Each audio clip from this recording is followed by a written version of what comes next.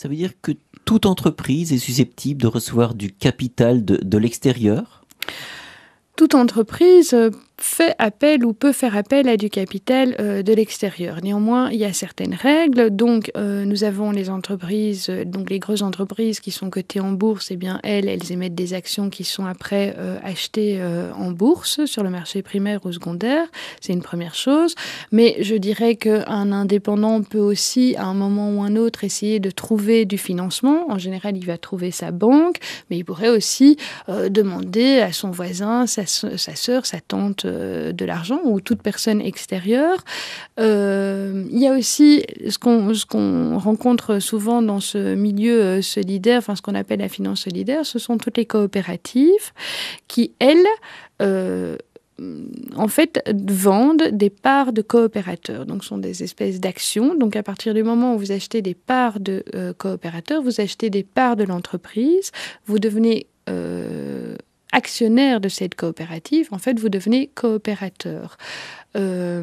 Simplement, elles suivent un certain nombre de règles et notamment pour pouvoir faire ce qu'on appelle, et je m'excuse du jargon, mais de l'appel public à l'épargne, c'est-à-dire moi en tant que coopérative, je veux vraiment aller sur la place publique et pour chercher des coopérateurs, elles doivent être agréées au Conseil national de la coopération, donc ça c'est un organisme fédéral.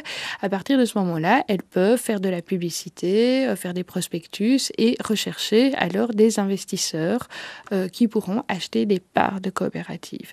La différence, et ça c'est important pour nous, les coopératives qui sont agréées à ce Conseil national de la coopération doivent respecter un certain nombre de règles qui pour nous sont vraiment fondamentales.